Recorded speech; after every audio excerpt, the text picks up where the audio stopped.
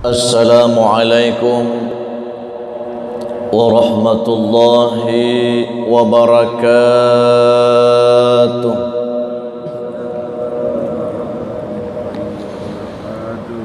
Bismillahirrahmanirrahim. Alhamdulillahilladzi ja'alana wa iyyakum min ibadihi salihin.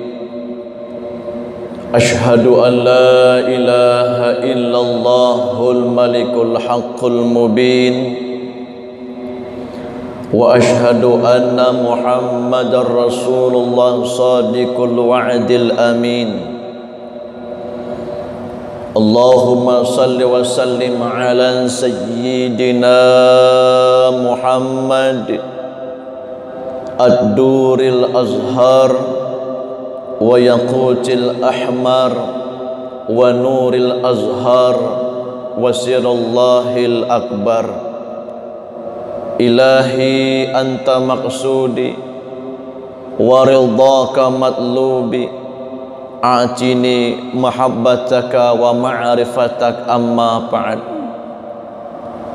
Yang sama-sama kita muliakan segenap pengurus masjid, Imam Masjid Agung Kota Batam, Bapak Ibu jamaah salat subuh yang kami cintai karena Allah. Mudah-mudahan pertemuan kita di subuh ini menjadi salah satu penyebab Allah Subhanahu wa ta'ala pandang kita dengan pandangan rahmatnya. Amin. Mudah-mudahan pertemuan subuh kita ini menjadi salah satu penyebab kita semua dimudahkan oleh Allah masuk ke dalam syurganya. Amin. Bapak-bapak hadirin yang kami muliakan, dalam kitab Ihya Ulumuddin dijelaskan, yang mana kitab Ihya Ulumuddin ini Bapak, saya punya sanad sampai kepada Imam Ghazali. Ini saya bacakan dulu Pak sanadnya biar jelas Pak. Saya mengambil sanad Ihya Ulumuddin kepada guru kami Al-Arif Billah Syekh Mu'az Al-Banjari. Syekh Mu'az Al-Banjari mengambil sanad Ihya Ulumuddin pula kepada gurunya, guru kami Al-Arif Billah Syekh Zaini bin Abdul Ghani Abah Guru Sekumpul Al-Banjari. Abah Guru Sekumpul mengambil pula sanad Ihya Ulumuddin kepada gurunya seorang ulama yang saleh, Said Muhammad Amin Al-Qutbi. Said Muhammad Amin Al-Qutbi mengambil sanadnya pula kepada gurunya, kepada Said Abdul Hayy Al-Kitani.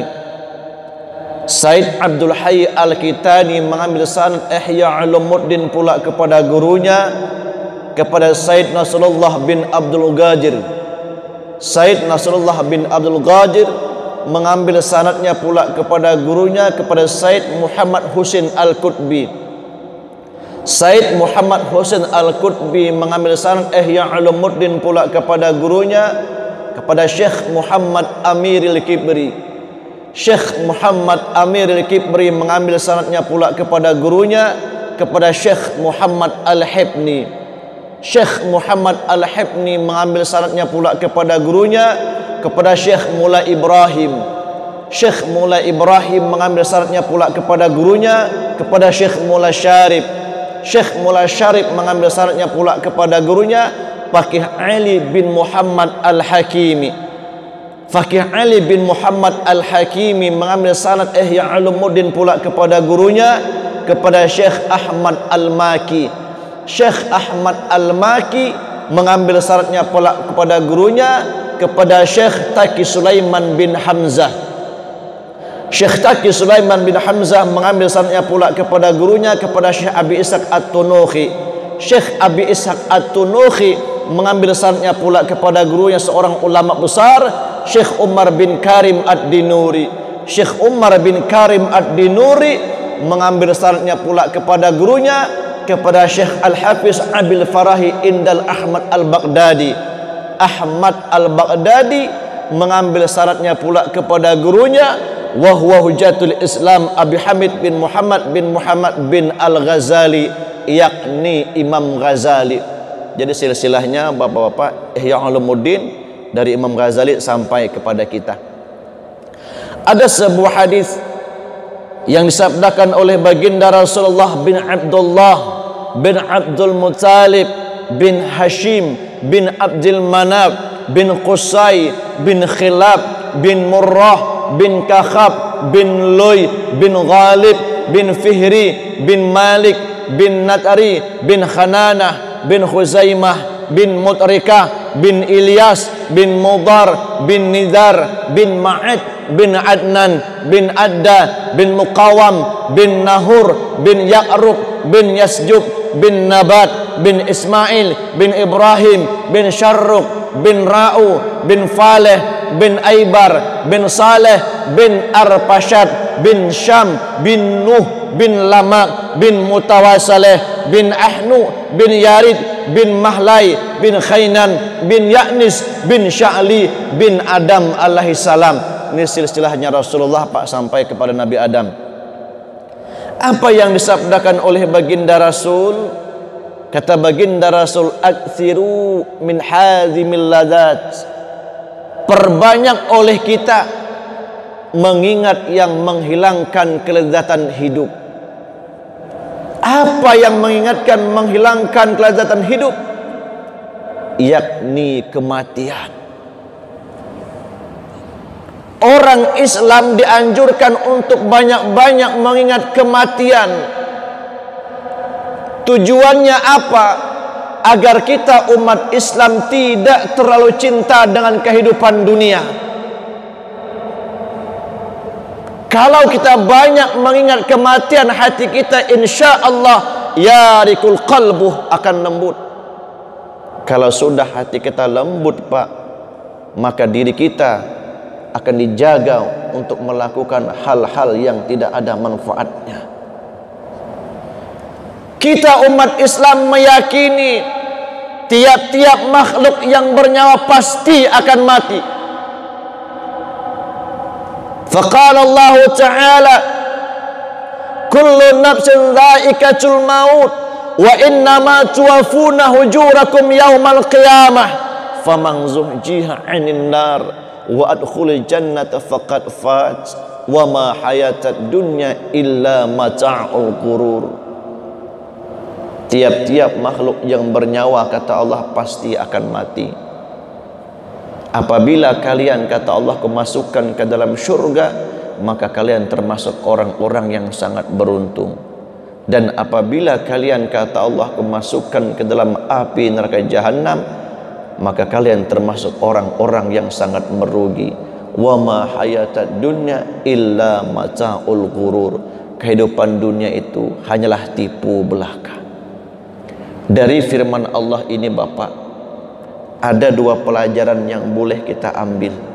Pertama, tiap-tiap makhluk Allah yang bernyawa, baik bangsa manusia, baik bangsa jin, baik bangsa malaikat, baik tumbuh-tumbuhan, baik binatang, selain zat Allah yang esa, yang wahid, yang tunggal, semua akan mati. Ini pelajaran pertama. Pelajaran yang kedua yang boleh kita ambil, kematian itu merupakan satu kenikmatan yang sangat nikmat sekali bagi hamba-hamba Allah yang saleh dan salehah. Tapi sebaliknya tuan-puan, kematian itu merupakan azab dan siksa yang sangat pedih, yang mengerikan bagi seorang hamba yang pendosa. Dalam kitab Qasasul Anbiya, Nabi Idris bin Hanuk bin Yarid bin Mahlai bin Khainan bin Ya'nis bin Sya'li bin Adam alaihissalam pernah meminta kepada Allah agar nyawa Nabi Idris dicabut, kemudian dimasukkan dengan tujuan supaya Nabiullah Idris bisa merasakan bagaimana sakitnya ketika roh diambil daripada tubuh. Singkat cerita Pak, dicabut, meninggal, dimasukkan lagi, hidup. Kemudian ditanya, oleh malaikat Israel. Wahai Nabi Idris alaihissalam, bagaimana sakitnya ketika proses roh diambil daripada tubuhmu? Nabi Idris menjawab, wahai malaikat Israel, jikalau ada 1000 ekor kambing, kemudian kambing tersebut tanpa disembelih dikulitin hidup-hidup, masih sakit satu roh diambil daripada tubuh. Subhanallah. Mudah-mudahan kita mati dalam keadaan beriman. Amin. Yang jadi pertanyaannya Bapak Ibu, seorang nabi yang tahir, seorang nabi yang maksum, seorang nabi yang suci, seorang nabi yang sudah pasti masuk surganya Allah, masih merasakan sakit ketika roh diambil dari tubuh. Pertanyaannya, bagaimana dengan diri kita ini yang setiap hari jauh dengan Allah, yang setiap hari maksiat dengan Allah, yang setiap hari durhaka dengan Allah? Mata kita melakukan maksiat dengan Allah, telinga kita melakukan maksiat dengan Allah, hidung kita melakukan maksiat dengan Allah, lidah kita melakukan maksiat dengan Allah, tangan kita melakukan maksiat dengan Allah, kemaluan kita melakukan maksiat dengan Allah, kaki kita melakukan maksiat dengan Allah, hati kita melakukan maksiat dengan Allah, batin kita tidak ma'rifat dengan Allah, sehingga kita tidak kenal siapa diri kita dan siapa Allah. Hendak ke mana diri kita ini? Lidah kita kering menyebut akan kebesaran Allah, padahal kita semua sudah tahu ayatnya. Al-yawma nakhtimu ala afwahihim wa tukallimuna aydihim wa tashhadu arjuluhum bima kanu yaksibun. Bima kanu yaksibun. Apapun yang kita lakukan, kecil atau besar, pasti akan dipinta pertanggungjawaban di hadapan Allah. Walaupun perbuatan itu kita lakukan di dalam hati, tetap dipinta pertanggungjawaban di hadapan Allah. Innas sam'a wal basara wal fuada kullu ulaika kana anhu mas'ula. Apapun yang kita lakukan dalam hati tidak lepas daripada tanggung jawab kita di hadapan Allah. Bapak, Ibu hadirin yang saya muliakan, sering Pak saya sampaikan ketika saya ceramah di Indonesia, Singapura, Malaysia, Brunei Darussalam, apa yang saya sampaikan kata saya begini, di alam kubur itu Pak ada 2 lubang. Satu lubang barikun fil jannah menuju surga, dan satu lubang lagi barikun fis sa'ir menuju api neraka jahanam. Salah satu 2 lubang ini pasti kita akan memasukinya. Apabila seorang hamba masuk kubur dalam keadaan senang, yang datang setelah itu siksanya lebih senang dan menyenangkan. Dan apabila seorang hamba masuk kubur dalam keadaan susah, yang datang setelah itu siksanya lebih susah dan mengerikan. Karena kubur itu, kata baginda Rasul, innal qabra awalu manzila min manasiril akhirah. Kubur itu adalah awal-awalnya siksa akhirat. Orang-orang dalam kubur itu Pak, setiap hari dia menjerit minta hidupkan kembali. Rabbana abasarna wasami'na farji'na na'mal salih ghairal ladzi kunna na'mal. Ya Rabb, ya Tuhanku, Engkau maha mendengar, Engkau maha melihat. Hidupkan kami ya Rabb, walaupun hanya sebentar ya Rabb. Kalau Engkau hidupkan kami ya Rabb, pasti kami akan beramal saleh sebanyak mungkin ya Rabb. Dijawab oleh Allah, ikhsya'u fiha wa la tukallimun. Hei si Fulan bin si Fulan, hei si Fulan bin si Fulan, engkau jangan panggil nama aku lagi. Engkau sudah aku berikan umur yang panjang hidup di dunia. Kenapa engkau tidak beramal mungkin? Kenapa engkau tidak beramal saleh? Ikhsya'u fiha wa la tukallimun. Jangan kau panggil namaku, rasakanlah azabku yang bersangatan pedih. Na'udzubillah, summa na'udzubillah. Bapak hadirin yang saya muliakan, kalau orang-orang yang soleh Pak, yang dicintai oleh Allah, dia masuk ke alam kubur, kubur tidak akan menjepit. Dia masuk ke alam kubur, malaikat tidak akan menanya. Dia masuk ke alam kubur, cacing tidak akan memakan tubuh orang-orang yang soleh, yang sudah mendapatkan ridhonya Allah. Huma amrullah wa nahnu min khalqillah.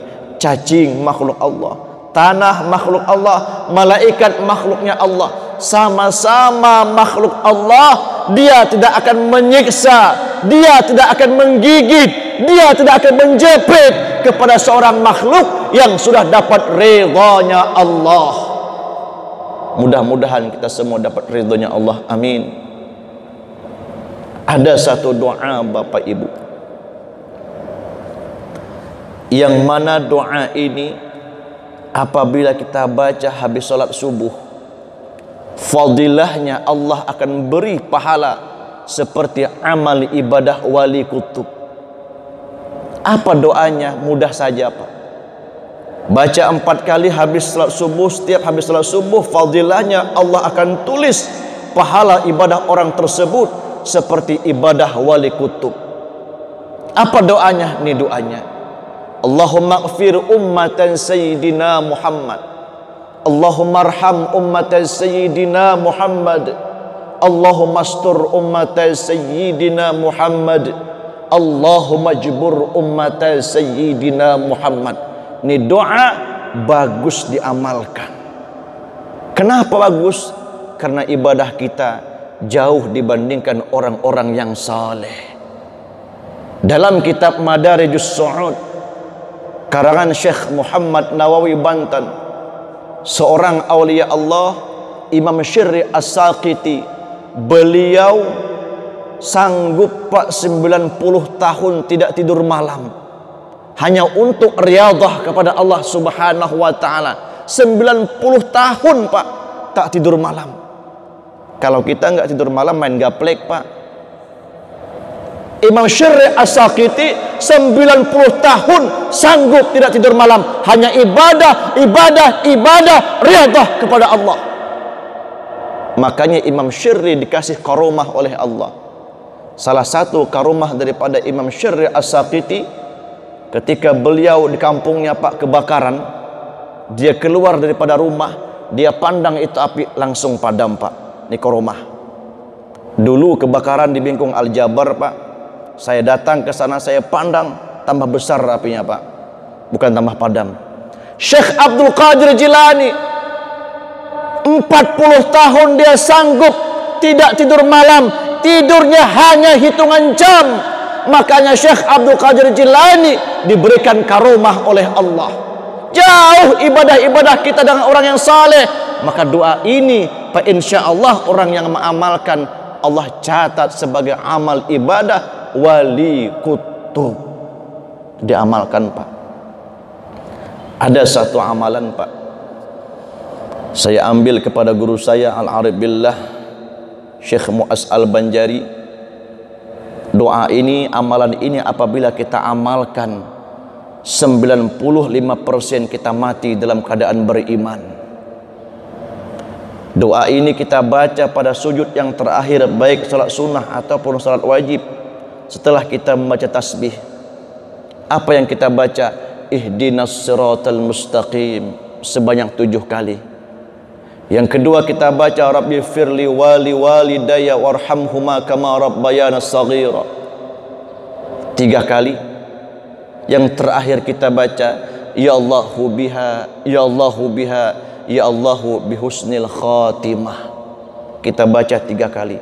Orang yang mengamalkan ini keterangan daripada guru kami Al-Arif Billah Syekh Zaini bin Abdul Ghani, fa insyaallah orang yang istiqamah mengamalkan, Allah akan bukakan hijabnya.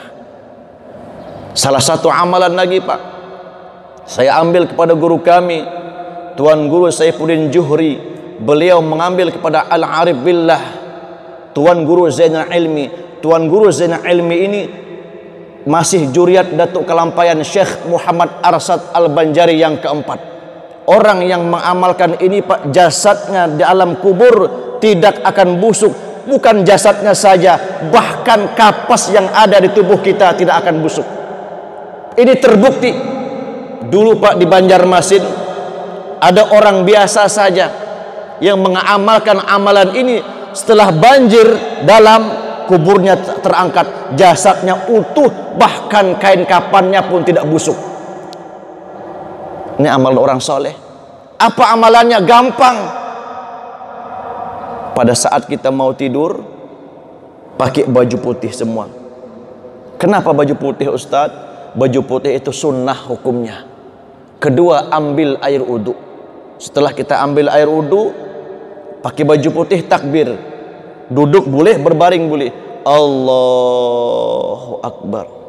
Kita baca ayat yang singkat boleh, selawat boleh.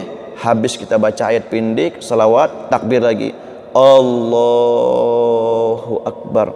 Baru kita zikir. Apa zikirnya? Allahu, Allahu, Allahu, Allahu, Allahu, Allahu, Allahu.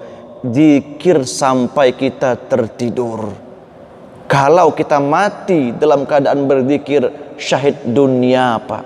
Orang yang syahid dunia bebas daripada siksa kubur. Ini bersanad sampai kepada aulia Allah Syekh Muhammad Arsad Al-Banjari. Itu ulama dunia Pak. Salah satu kitab beliau karangannya Sabilal Muhtadin. Banyak beliau mengarang kitab.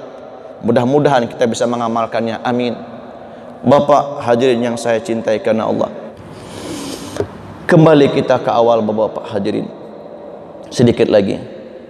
Kematian itu tidak bisa dimajukan dan tidak bisa dimundurkan. Fa idza aajaluhum la yastakhiruna wa la yastaqdimun. Kematian tidak bisa dimajukan dan tidak bisa dimundurkan, dan kematian itu tidak pandang umur. Baik yang muda, baik yang tua, tidak ada yang tahu.